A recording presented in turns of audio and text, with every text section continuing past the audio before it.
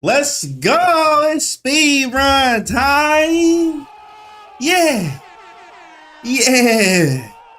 It's like that. I know you've been waiting for this moment. I know you guys been asking, you've been wanting a speed run of the openings and aggressive chess, and we are finally here for that. I know you want to improve at chess very fast and stop playing very passive, losing, boring positions that lead literally to nowhere. There's going to be no more of that, guys. Listen, I'm starting a new speedrun series. You're going to be here to watch every single game. And every single game is going to be a masterclass in aggressive, tactical chess, the kind of chess that actually makes you a lot better. The problem with passive and kind of slow and boring chess is that most players will study openings that lead to very slow positional games where nothing happens for like the first, 10, 20 moves. That's usually how it goes, right? Very slow game. The issue with that is you're not really improving calculation, pattern recognition, and your ability to spot tactics under pressure. So aggressive chess, how we play, forces us to calculate concrete variations every single time. Play aggressive, attack them, right? As I tell students, 3 threats or more in a row, you're putting them on the back foot. And that's where improvement really starts to happen. So our opening repertoire is very simple.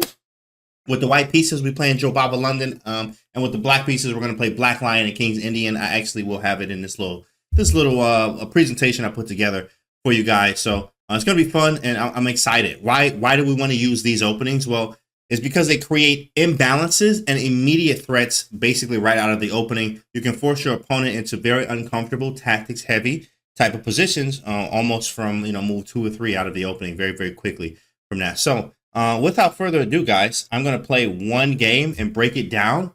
Very in deep, analysis, post-game analysis, deep diving into it. We're going to focus on building your opening repertoire, recognizing tactical patterns, and developing an aggressive mindset that puts constant pressure on your opponent. So it's going to be very fun. I'm excited for it. This is how chess is meant to be played. So let's get into this this presentation. It's kind of this deck that I have with you guys. So here we go.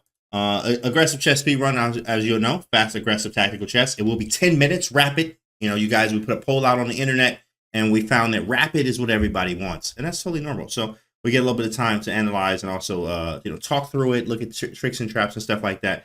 Here we go. Why aggressive chess? Passive chess slows improvement. Aggressive chess, as we mentioned before, forces calculation and pattern recognition. Problem with passive play is there's just slow games. There's no pressure, no tactical growth. Of course, there's time and place for slower, chess and stuff like that. But generally speaking, we're going to go with the aggressive chess always. The aggressive advantage, we love that. Concrete calculation, pattern recognition, confidence under pressure. Of course, later I'll release some stuff on how to even work on some of this with your calculation, pattern recognition, how I do it, how I teach students to do it, and how you're going to do it as well.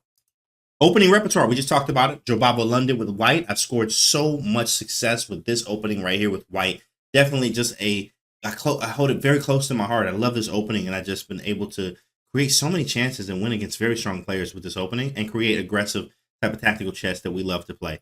King's Indian defense versus d4. Really anything that's not e4, you can play King's Indian. Definitely love that. And of course, I beat my first grandmaster over the board with the King's Indian defense. So definitely love that opening. And then the Black Lion versus e4. And that one is very tactical. I'm also working on courses with Black Lion too as well, where Black Lion is just unorthodox. People don't know how to use it, what to do with it. And of course, it's very vicious, especially if white doesn't even expect that it's coming. Why these openings? Immediate threats, uncomfortable positions, and tactics, sometimes for move 1. Usually from the first few moves, technically not move 1 because it's hard to do that. But of course, you will have lots of tactics in mind with that. Speedrun format, 1 game per episode. So we're going to have 1 game today. We're going to do a deep post-game analysis on every single one that we do. And then what we'll learn is opening systems, tactical patterns, aggressive mindset. Very fun stuff. The climb. Here we go. You ready for it? 400 to 2,000. Yeah. Yeah. Yeah. It's going down. We started all the way from the bottom. Now we here. Okay, but yeah. So 400 all the way to 2K. Same systems I use to beat masters and above. Basically this. And here's our final message: is chess should be fun, guys. Have fun with it. Play aggressive, and we're gonna play fast, of course, when we need to. But 10 minutes gives us time to think about it too as well. But without further ado, let's go. Here we go. We are in the lab. So I'm gonna widescreen it here. And then here we go. Okay, so We're gonna start our first rapid game, guys. You ready? Okay, we got black. We got black. So knight to c3. With this knight c3, so remember, first thing we're doing here is we're gonna remember that we are playing the black lion and the king's Indian defense. So what I'm gonna do with is I'm also gonna start, especially when you don't know what they're doing. Sometimes there's just a strange move. You're like, what is this? So first thing I'm thinking is, can I play what I normally know? I like to start with move 1, d6. Because now it gives them the chance, where my man's playing very fast, d4. So I'm going to play knight f6, and let's see what happens. Knight f6, and he goes, let's see, knight f6. So now I have e4. So now we've transposed already into the black lion, where, you know, I'm going to go knight b d7 and e5. If he would have played, you know, maybe something else, I probably could go with g6. Going g6 now goes into a pierce or perk or whatever you want to call it. Basically, it's perk or pierce, pronounced pierce, but it's spelled perk, P-I-R-C. Where, you know, of course, it's not a bad opening. I'm just not the biggest fan of the perk myself, but I will like to play the more aggressive black lion type of way. So there's a black lion with e5 immediately, and the problem with e5 immediately is pawn takes, and then queen takes d8. I'm not trying to trade queens, bro, if I don't have to.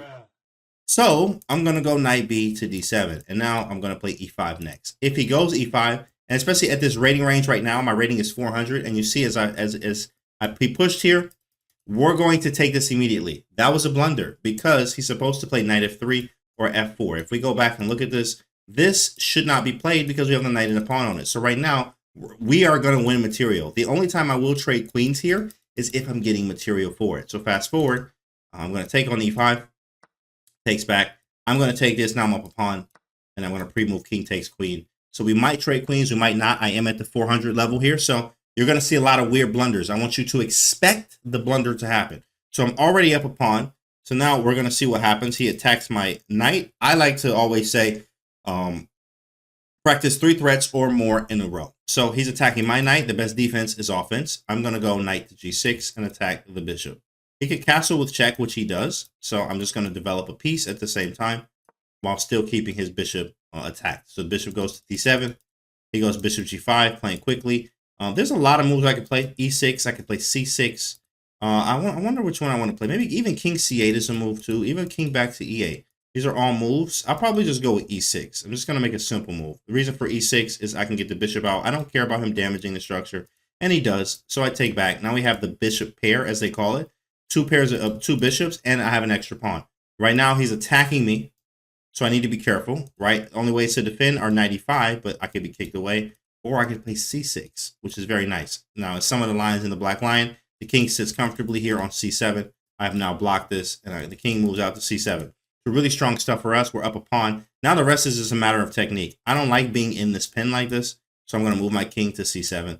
And then I'm just going to develop my pieces. I can really go bishop b4 next. I could go bishop h6 check with the tempo. It's really up to me. It's not like a perfect way of playing because we're humans and we're not going to be playing what the engine says. You know what? I'm actually going to go with this f5 idea. No, but there's knight g5. f5 is the idea. We could just simply develop. I mean, there's so many moves to play.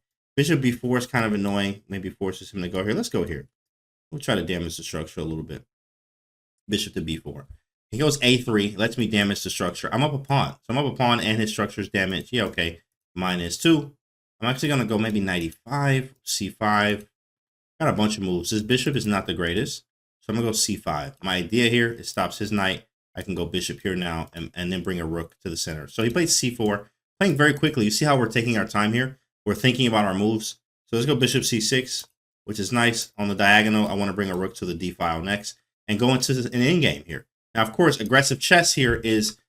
aggressive chess, you want to understand that we're not always going for checkmate. We do. We want to go for checkmate. But if it's not allowed due to however our opponent has played, we'll take what they give us, which in this case was a pawn, and we went to an endgame. But now it's an easy transition where we are now in an endgame. We have an extra pawn. We have nothing to worry about, right? We couldn't mate immediately like we would love to in certain situations, especially with JOBAVA London, sometimes Kings Indians, and etc. But we notice here that we got a pawn for free out of the opening. We've damaged his structure. Now all we have to do is go to a completely winning endgame, which we already are in. It just takes time to convert that. So now let's move this rook. I mean, I can even damage the structure again. And let me look how bad the position is. Let's go. Let's say bishop takes knight here. So the position here is so bad for white after bishop takes f3 now. He takes back. Oh, that's an error here, guys. Tactics. Remember, tactics. Always be first off, two things. Use your time, okay? When you're playing rapid, use your time or you're gonna get in trouble here, okay? I took the knight. I'm hitting the rook. He takes my knight. I take his rook. So now I'm winning some material. No matter what happens, this game is completely over. I'm up. He's going here. Next, I'm going to just bring my bishop back home to defend. Let's see what happens next.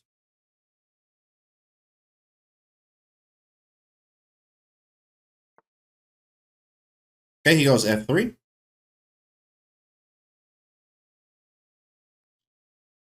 I'm going to go back. And rook f8 is possible. Okay, let's go rook f8. Hit the bishop.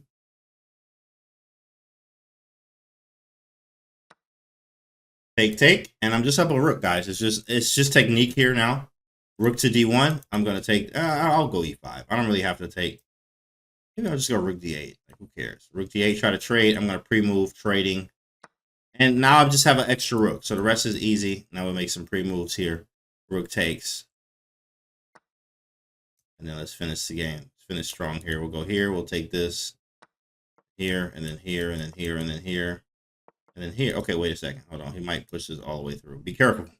Be careful. See, you know, you gotta be a little bit careful. Okay, now we'll push this thing all the way through like this. And we wait.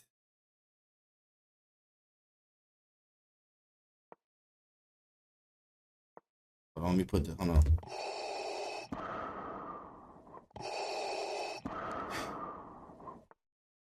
Okay, now my move.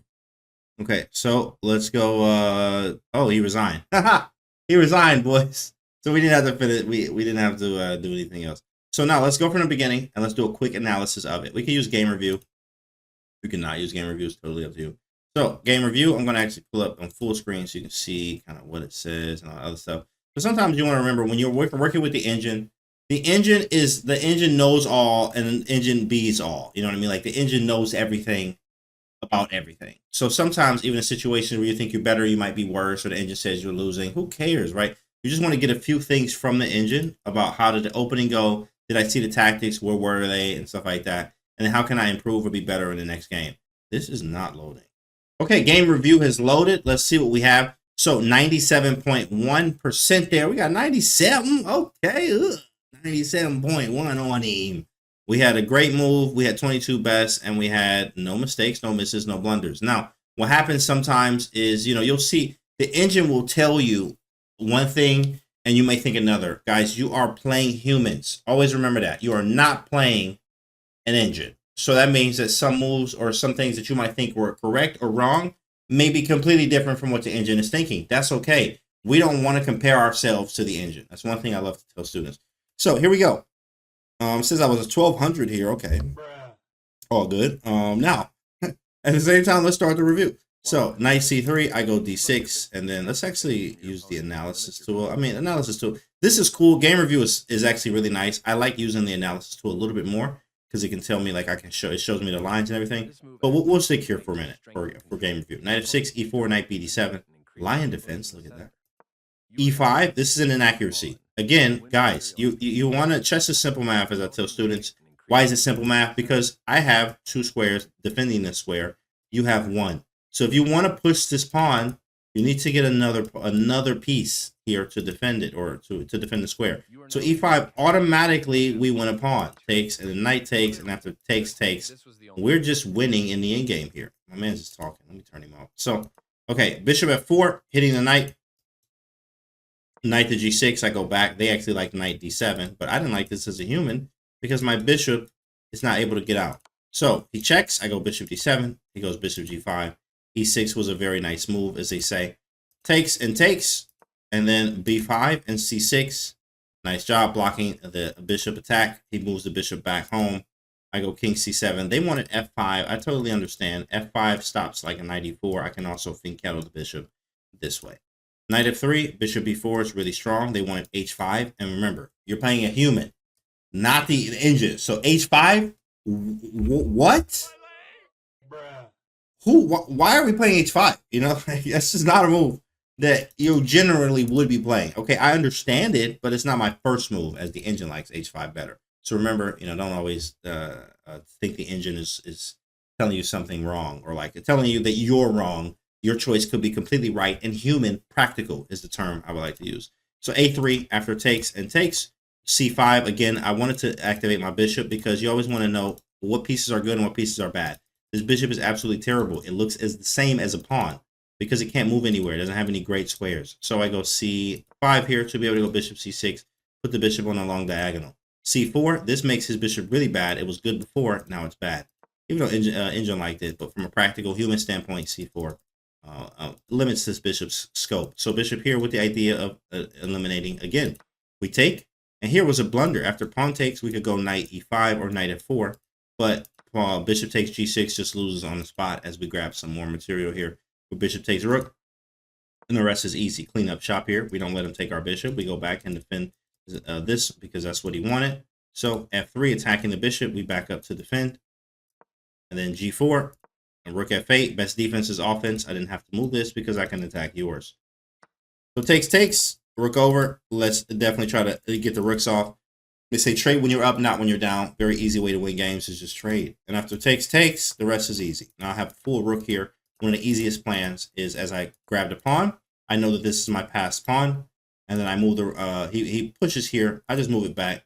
And I think the reason why I move this is sometimes the king can get close to the rook. But in fact, I never actually had to even touch the rook. I'm not even gonna lie. But we are just completely winning. You could have won 100 different ways here.